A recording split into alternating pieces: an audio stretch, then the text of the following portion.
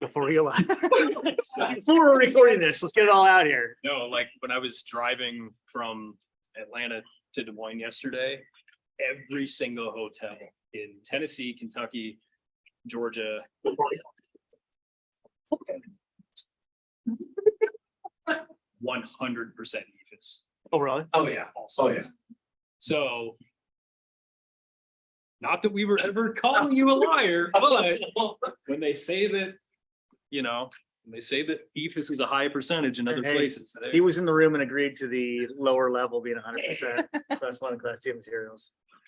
I get it, okay, yeah. Every city calls me for 3 years. That's He deserved like a permanent seat here. I I know what you're trying to go for. I think if it wasn't. Well, I'll tell you what. There'd be different opinions, I think. Oh, I have no idea. Yeah, what they talking about, so. Looks a lot nicer. Gives you Kyle in my middle one. I don't know. No, we did mine for mine. Are you in her seat? I am. I thought it was I'm like way down here. You miss it, isn't it? I think no, we took it when I was here. We were remodeling it, started. But it's, yeah, it's not just right. Yeah.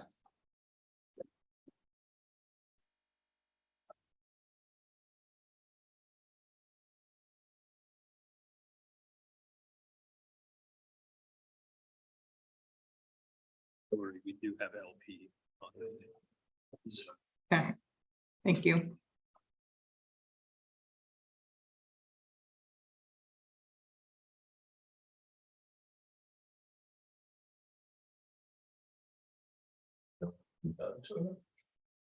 On Zoom, yeah. Being pro. Yeah, we get there.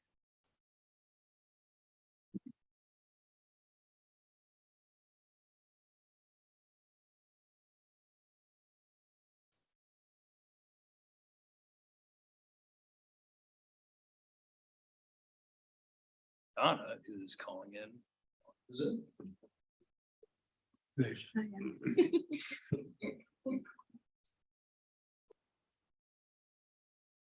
Oh, no, Jason.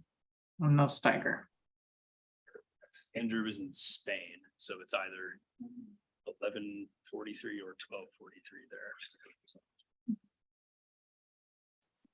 I'm in PNZ. I think they're $6. yeah, plus 6%. Yeah. Leaving for the Netherlands tomorrow. I should probably find out. It's got to be +1, right? GMT +2. It's 12, so +7. Good to know. Packed? Huh? You packed? Okay. Really, I told you the second this meeting is over, Right, I'm Chicago. driving to Chicago, Catch a plane tomorrow stay in morning. a hotel room, and then fly out in the middle of the day tomorrow. So, The jet setter recently. huh? You're quite the jet setter recently. A couple of well, the thing I was in Atlanta for, I do it every year, and then this thing I'm going to the Netherlands. So it's legitimately a once in a lifetime thing to do. So it will never happen again. So gotta make it happen. This is the last thing that I have a ticket for my mom for. Oh, that's cool. So that's hard. I can sell it, but Eh, it's kind of like the ticketed version of pouring one out, I guess. Sure. If you will. I like to think that would buy me a little bit more space at the venue. Standing room only has its drawbacks. you should just take an empty space. Well, can I bring a mannequin? So. I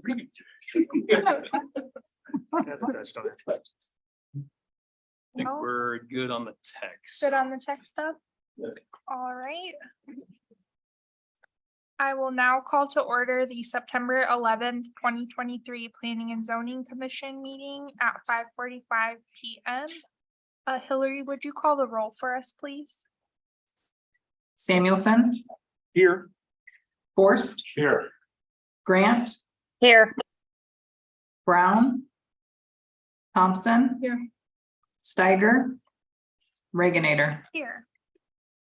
Item number 3 is the approval of tonight's agenda.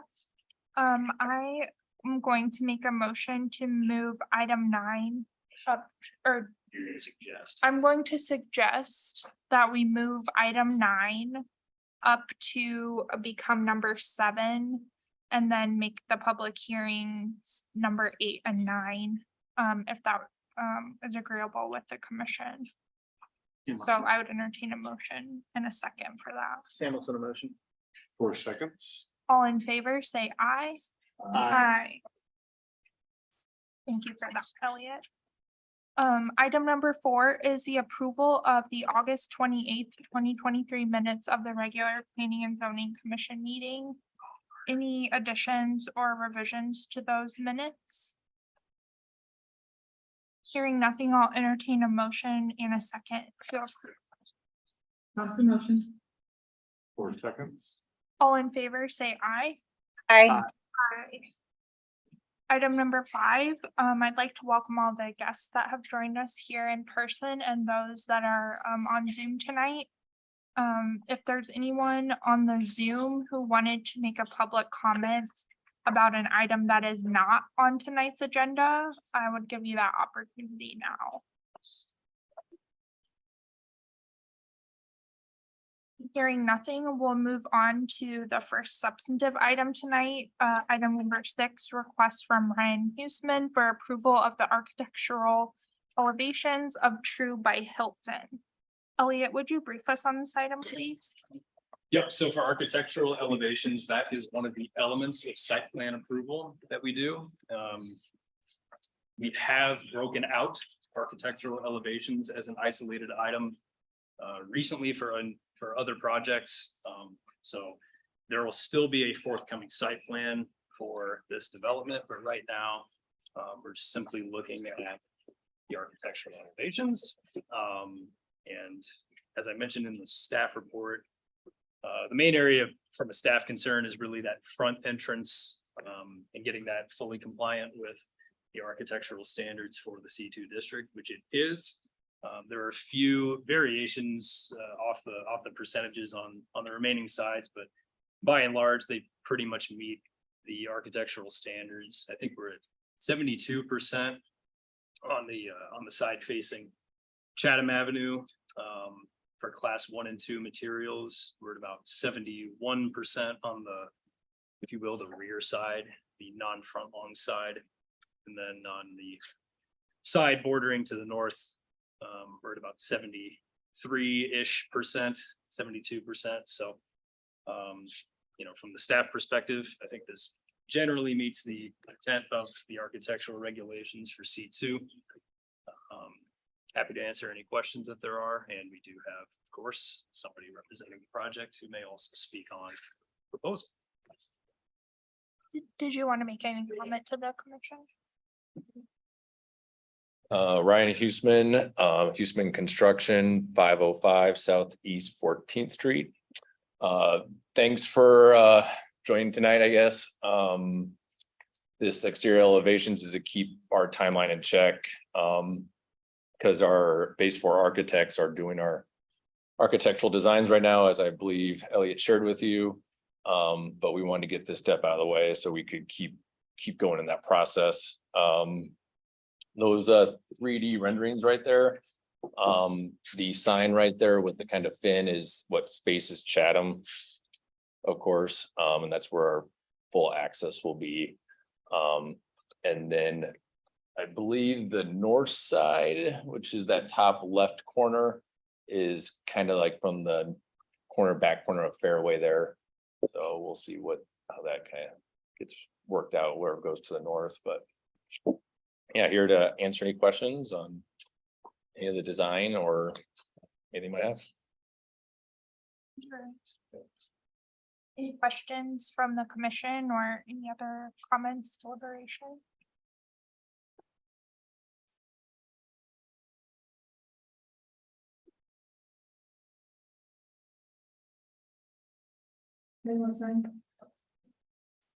Indoor pool in that northwest corner. Right there with the windows, yep, with the nickel finish, and We got the black veneer. Pretty much going on the entire front there, so. Could be a pretty nice front. Then we have the outdoor patio on the back there. We can see the rendering, yep, right there. Outdoor patio. Nice cornfield for a while. Yeah, we're expected to close the land in October and hopefully have the site plan for you next meeting, depending on city comments. So. Foundations in the spring, probably. Yeah, just talked to, a couple of contractors on grading and they're actually gonna be going faster than we are probably, but, depends on closing honestly at this point. Talk to the appraiser today. Hopefully still get some grain done at least before, winter, so with the soils and whatnot to get it settled, but it'd be nice. It's our perfect scenario is nice warm weather in December. But yeah, we'll see. Yeah, I think it looks nice. I like the combination, the materials and the color scheme. Happens to kind of fit with the other colors that go on in what I anticipate will be in Norwalk Central. So I think that looks nice. Fairfield and Fairway are both red, so this would be some blue, so. Anyway, yeah. The floor plans are also there on the 30% drawings,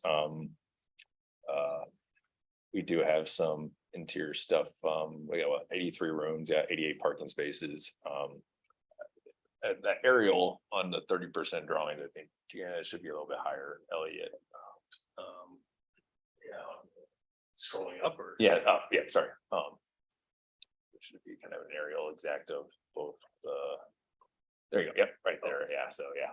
It's a little bit farther back with our Houston Edition outlot, but it's almost directly in line with the field house building straight to the north, so.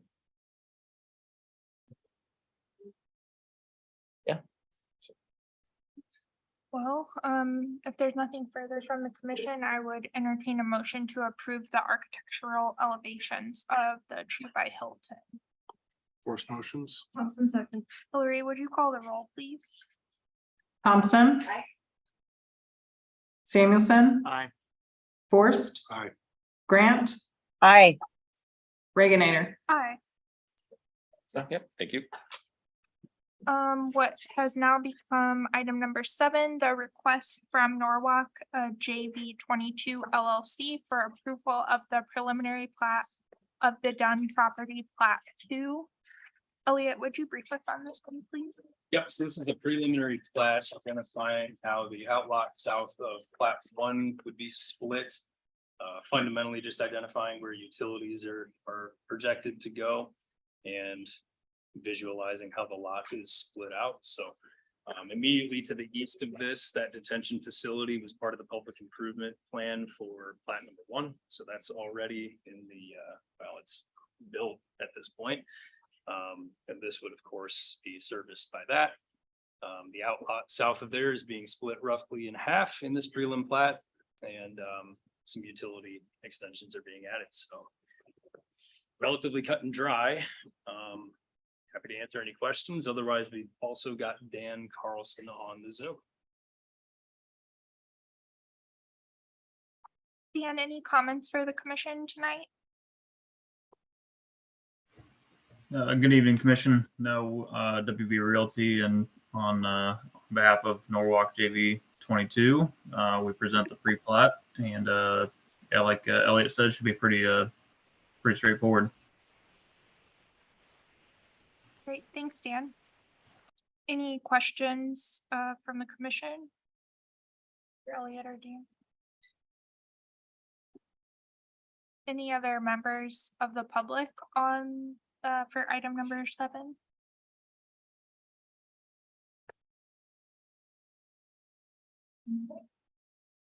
Nothing from the commission. And entertain a motion to approve the preliminary plat of the Dunn property plat 2. Grant motions to approve. Samuelson will second. Hillary, would you call the roll, please? Samuelson, Aye. Forrest, Aye. Grant, Aye. Thompson, Aye. Reagan. Aye. Thanks, Dan. Okay, item number 8 is a public hearing and recommendation on a zoning amendment related to banner signage in the public right of way. Since this is a public hearing, we'll open that at 5:56 p.m. Elliot, would you brief us on this one, please? Yeah, so items that are now 8 and 9, the 2 sign code amendments, I'm gonna kind of talk about them. Not quite at the same time, but they deal with a similar thing. This was precipitated by a request from Norwalk Hometown Pride to investigate how banner signage is installed in the city, how it's governed, regulated, et cetera. If you drive on University Avenue in Windsor Heights, they put up banners on their utility poles on a seasonal basis to identify, they're advertised for events and all kinds of things. City of Des Moines does this, of course. We don't really have anything in our code addressing how that works.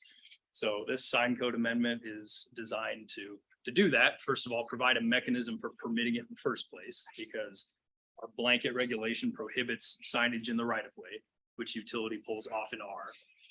And then secondly, what are the standards by which, those signs can be installed? In doing research for this, this particular amendment, 2 things came to mind. One, holiday decorations, which we already do in the city. I think Public Works goes out and install those on utility poles owned by Mid-Am. And then secondly, just the banner sign component. And so my first piece of research was asking Mid-Am what their rules and regulations were. And they're very stringent about what they permit. Surprisingly so, in my opinion. So I kind of wrote the amendment to reflect their standards. And before we approve anything, which would first, it would go through Public Works. They got to say yes or no to anything in the right of way. Before that gets to us, Mid-Am has to approve it. My opinion is that they're going to filter out a lot of things that we would, be in line to deny. So until they get Mid-Am sign off, it's a no-go. Otherwise, Public Works, as long as they're good with it, it seems like that's the best route to go. And it looks like a standard banner size is about 3 feet by 5 feet that Mid-Am goes with. So that's kind of what we would expect to see. Our sign code is rather complicated in terms of permitting temporary versus right-of-way signs and off-premises advertising. So I did my best to find everything that was referenced from section to section. I'm gonna have Jim QC this before he goes to council, just to make sure I didn't miss anything. But that's basically the sum of the ordinance. Trying to think if there's anything else to mention. I did ask other cities how they regulate this type of thing. Didn't get a good answer. Nobody really has code language, so I hope I'm not setting a precedent in the metro for governing banners on poles, but it sounds like Mid-Am does a lot of the QCing for most communities just by default. So that's the summary. Any other questions, I'm happy to answer. Are there any qualifications that we would put in place before it even got to Mid-Am?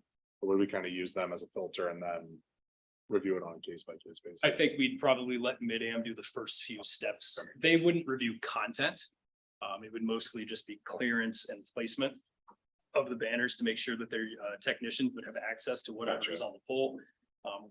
The content would be reviewed by us. So I would still need to get a sign permit and review the copy, make sure they're not putting objectionable things on there. So yeah, there would be 3 layers of approval: Mid-Am, Public Works, me. Anytime the banner or sign would need to be changed, it would run through you. That's what you're Yes, saying. yeah. And I don't want to nitpick, but like if we've got Christmas lights up there, would a banner also be at the same time? I'm not familiar with. If mid-am allows that, I don't see why not. I guess something I could add to the ordinance is that only one banner per pole would be permitted. As opposed to like having one on either side of a pole and then a Christmas decoration on top of it, that sort of thing. That's a detail I could also insert in the ordinance. What has the demand been for signage in the past? No. Most of those groups, like I said, Hometown Pride approached you guys. Yeah. I'm assuming they'll want to do something seasonal or something, right? Yeah, I think it probably deals a lot with the general branding of the community. Welcome to Norwalk, kind of. Yeah, they do a lot of, they're the ones who post all the signage for like Music Fest, fireworks displays, that kind of thing. I imagine, I haven't talked to, I think it's Jackson that works with Hometown Pride. I think he's relatively new.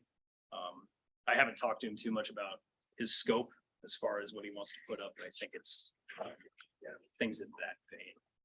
So like the ones that are up on Main Street that change with the seasons, it'd be just that in a larger scale, more so, you know what ones? Potentially, again, I'm not sure how many banners he's looking to, I don't think it's every pool.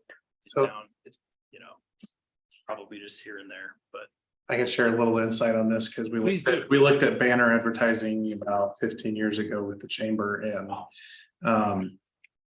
where we wanted to do it was on Highway 28 and it was not allowed per DOT at that point in time on Highway 28. So just remember, there probably won't be any on Highway 28. These would be poles, not Highway 28, I'm guessing. yeah, I didn't forget. Yes, DOT, of course, they own that right of way, so we don't have Christmas signs up jurisprudence there, over it. don't we? Christmas lights different. Yeah. Yes, down like in this area. Put them all the way out. No, we go all the way up and down, but we just don't ask. I'm by me. I don't think they care. That's my only thing is, how do you want to draw a box around the groups that can apply for that? Like limited, I don't know, if it's limited to nonprofits or community based or something. That'd be the only thing that I would. maybe- That's kind of what I was getting at with the qualifications. You don't want anybody just coming in and saying, hey, I want to put. Yes. Yeah, I Speak think up there's, there. Yeah. so there's a thing in the temporary sign section about community events. And I think there's probably a way for me to word this, to reference community events / seasonal. I don't know. Community interest or something. I'll find a proper legal term with Jim's counsel on that, but Like the school doing something You're right. or, chamber or Hometown Pride or the city, those are kind of the big, I feel like, organizations. You don't want Michael's Foods going, hey, let's put a banner on there, put our logo on it, saying that we're hiring kind of thing. That's obviously not what it's intended for. So I just wonder if we can just draw a box around that sometime. So if Highway 28 has been a no in the past by the DOT, where exactly are they thinking? Maybe? again, I'd have to ask Jackson to know, but off the top of my head, maybe like Cherry Parkway or Fourth Avenue in extended spots. I'd have to defer to him to know for sure. And it would be Public Works that would be doing all the install, or would it be mid-am? I'm not sure. I don't think it'd be Public Works. Okay, It'd probably be the sign company, whoever makes the banners. Because they would have to go in and install the poles. sure. Which assumption would be that would be a one-time thing and then you just put the banners on. Right, and replace copy on an as needed basis. I just wonder how much of that mid-am will allow. Up on that. Yeah, And- I but emailed they know emailed better. Mid-Am to get a little bit of information about this and I never got a response. So Sure. Any other questions from P and Z? Are there any members of the public on the Zoom who wanted to speak on what is now item number 8? It's just Donna and Luke.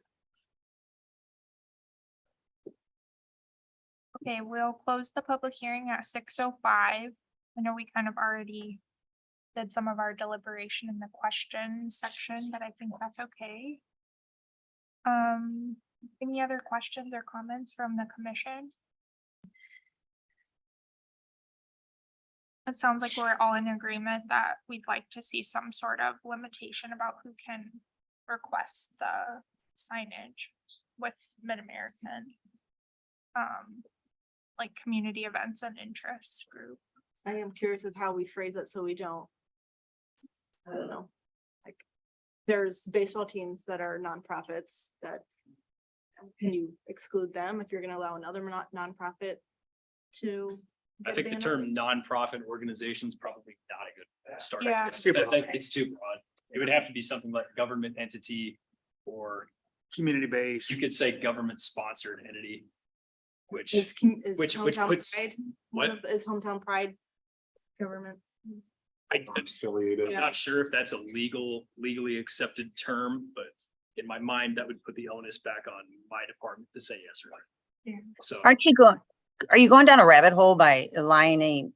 Can't we come up with like, it must be approved by this to have a banner, like a committee? That way you kind of cover all of your bases in case it is a nonprofit like that. Who's the committee? So would it just be city staff? Well, I mean, or the council or Elliot or. Council doesn't want that responsibility. It'd be, They can have it. it would be like zoning administrator. Again, I need to find that legal term, and I need him to tell me what that is. There is a word out there that's gonna encapsulate, I think, what we're talking about. And that's why I tried to look it up in other ordinances, but there just There's wasn't not one. anything out there. I think it'll be similar to what's in the, like how they waive the fee, they'll waive fees for, community events. Yep, There's some verbiage in that one that allows for the waiver of fees. so. thing. You just need a recommendation out of us though, right? Yes, You don't need specific language. You just need some guidance and the recommendation. I get what you're asking for. Okay. Yes. Okay. In that case, if no one else has any other comments, I'll entertain a motion to approve the zoning amendment related to the banner signage in the public right of way, subject to that specific language that we've discussed tonight. First motions. Thompson second. Hillary, would you call the roll, please? Thompson. Aye. Samuelson. Aye. Forrest. Aye. Grant. Hi, Reagan. All right. Thanks, everyone. Item number 9 is another public hearing and recommendation on a zoning amendment related to banner signage on recreational properties. I'll go ahead and open this public hearing at 6:09 PM. Elliot, would you brief us on this one? Yes, so in terms of the thing being installed, we're talking about roughly the same thing. But this would be on isolated sites that have stadium lighting. Let's call it stadium lighting. And simply there isn't a mechanism to allow for off-premises advertising, which is what sponsorship is, at places like that. Does it happen? Probably. I don't look for it because nobody complains about it. But we were asked by some folks to make an amendment to our sign regulations to expressly permit that. The way that I wrote this was designed to permit sponsorship banners to be installed on stadium lighting on the poles. And then also I addressed team sponsorships. Because I know that a lot of traveling teams will go ahead and put up signage on like the back of their dugout, which I don't fundamentally see a problem with that. Technically, it's illegal. Again, like how much time and effort do we want to put in taking the Waterloo Bombers to task on their, Jim's Auto Body sponsorship banner? Let's go ahead and write some code language. Yeah, not for them, not for them. But those two things, more so the sponsorship of the venue itself is what I was designing this ordinance around. That's pretty much it. It would also undergo the same process as any other temporary signage, we're considering it temporary, but it can change copy on an annual basis with the sign permit. So that's about it. Any questions on that? I'm happy to answer. Or if there's anything that I didn't think of in conjunction with this, feel free to shout it out. So you're talking on specifically on light poles or you're talking foul poles? Light. Light. Yes.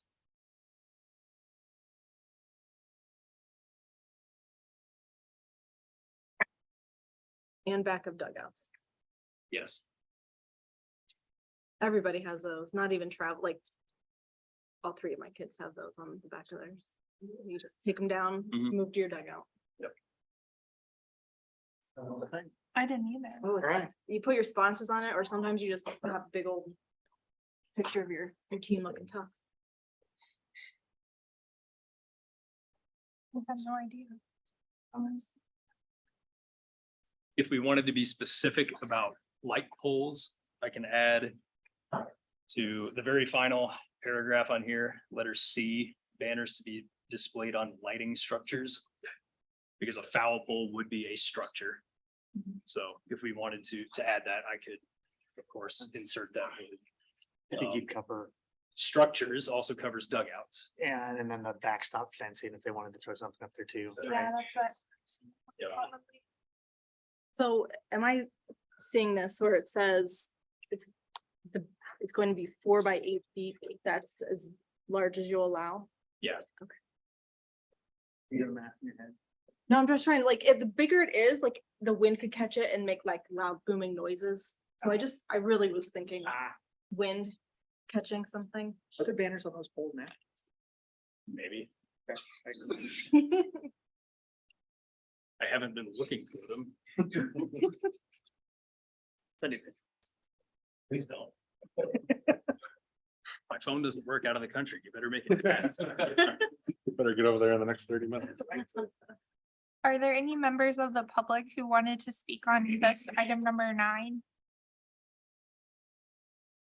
Okay, hearing nothing, I'll close the public hearing at 6:13 PM. Any other deliberation from the commission on this one? I guess I don't see an issue with. So wait, let me just make sure. So the banners under section 2, number 2, are you saying is 80 square feet could be the tall ones that are on the light poles? No, so the What's- banners thing, this ordinance pulls from various paragraphs in our sign code. The banners section is its own definition. And so the only reason I'm invoking it here is because we're adding language to other sections. This isn't really changing, aside from making a reference to temporary signage.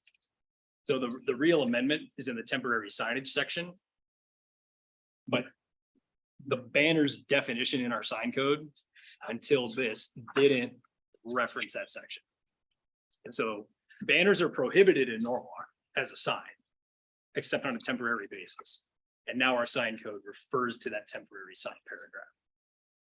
So all that got added in that banner section is that reference to temporary sign section 175H.14. That's the only thing that changed. And that's more for the banners on the back of the dugouts. Right. What the banners definition, I think, is dealing with mostly is flags. So Greg Young, the flagpole they got out there, that sort of thing.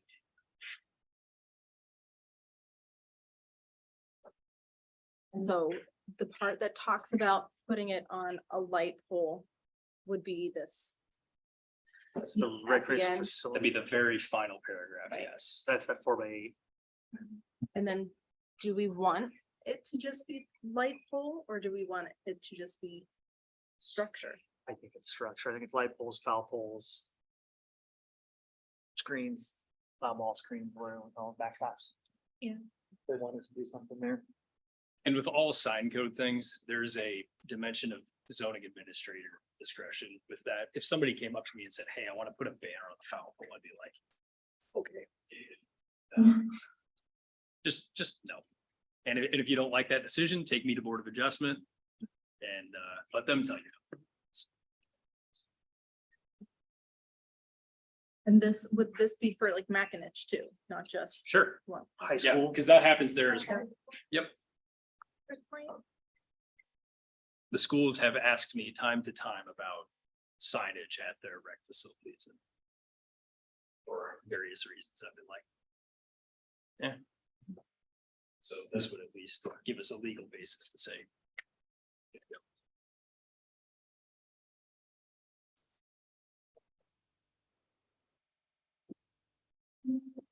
Comments or deliberation? If not, I will entertain a motion to approve the zoning amendment related to the banner signage on recreational properties. Samuelson, a motion. Or second.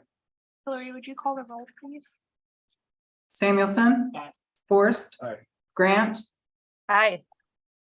Thompson. Aye. Reagan. Aye. Thanks, everyone. Item number 10 is a city council update from David Lester.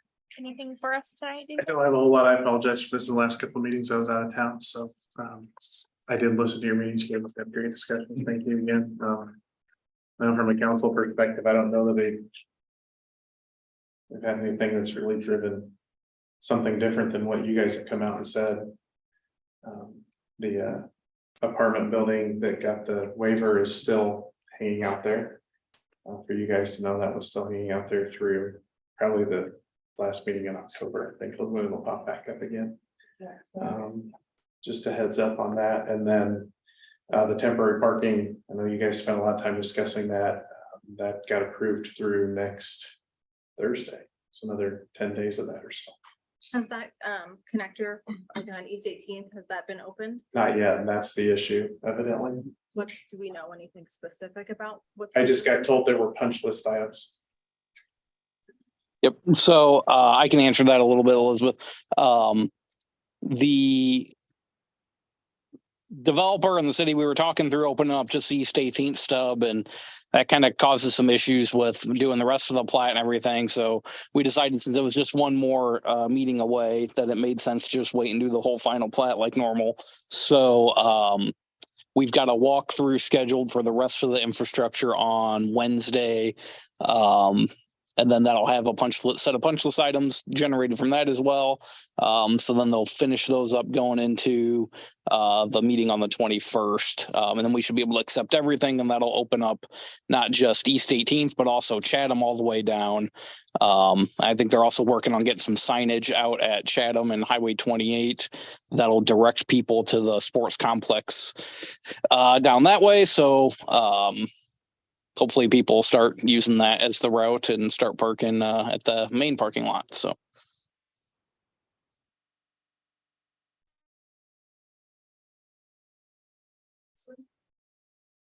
Anything else for us, David? Nope. Thank you. I know Holly was gonna try to join us online, but I also know we've got Chris here tonight from Economic Development. Holly. Okay. So she gave you a list, several things. The application for the certified site, the done site was submitted at the end of August. So the state has that in their site selection firm. We're going over all the information we're provided. We set up a site visit with them first part of November. So we'll be down here, going to the site, and we'll be down for a couple of hours. They're site selection firms, so we'll take advantage of that, take them around city, show them what we've got. But they'll get back with us on anything we need to correct within the application, any discrepancy with any of the information. They give us what's called a 90-day letter. We have 90 days to correct anything that they see that's, maybe a discrepancy in a map, acreage, whatever. So we'll go back and forth with them. Hopefully we'll be certified sometime around the first of the year for that site. I would love it. Holly would love it if that site sold before it even gets certified. That would be fantastic. And as part of our march westward, we've already got a couple other sites that we're looking at to certify. And they gave us permission, state gave us permission to go ahead and get all the certification stuff done in advance. There they have another rollout in January, but we can go ahead and proceed in getting all the studies done, and everything in advance of that, so kind of ahead of the game. So we've already got a second, well, actually a third certified site. Got our eyes on that, so that's exciting. We've got a couple of Kosovo delegations that are gonna be coming into Norwalk in the next month and a half. One of them is the largest food production company in the Balkans. So we're gonna come in, we're gonna meet with Fredo and Capital City. President of Kosovo will be here in mid-October. So they've asked us to help get things planned for that as far as, reception and media and all of that. If you have any questions on that, you feel free to reach out to Holly with further details. If you want to help, reach out to Holly as far as that goes. The next 30 to 60 days, we'll be able to announce 3 new restaurants and 2 first in Iowa projects in Norwalk Central. So I don't think you even know what that is. She made you do the teaser for us. And hopefully we'll be doing a groundbreaking for Milk True here before the end of the year, right? Weather permitting, it'll be a little cold, but we'll get something going with that. And all the Norwalk Central developments are on schedule. Field house and all that stuff's on schedule and on track, so that's good. We have used all our funds for the commercial improvement grant for this year. But we'll still take applications and get those approved. And then we'll be able to disperse those funds beginning of fiscal year 24, which is in July. So, which is, it's a good problem to have. People are using that grant, which we want them to do. So we're looking now at fiscal year 24 to disperse those monies. And if you know of anybody who needs commercial space, let us know. We've got several buildings around town that we can plug people in. Any questions for me? Feel free to ask. Any answers? Not, Holly's always available. Chris? Luke, do you have anything for us as in terms of updates? Not a lot else. Chris covered a lot of the good projects coming up and things. Again, that Hughes Plat 7 is a big thing to get done for Norwalk Central. So we're excited to that get going. Got other various site plans and stuff in the works now. And just thanks for Elliot for swinging in on his half day before he leaves again to do the meeting. We appreciate that. And yeah, that's all I got. Thanks, Luke. Anything else for us, Elliot, before you head across the pond? I do have items for next meeting, so I'll send out a quorum check at some point from a place, but otherwise, no updates. Our next meeting will be September 25th, 2023 at 5:45 p.m. And I'll entertain a motion and second to adjourn. Thompson motion. Second. All in favor, say aye. Aye. We are adjourned at 6:25 p.m.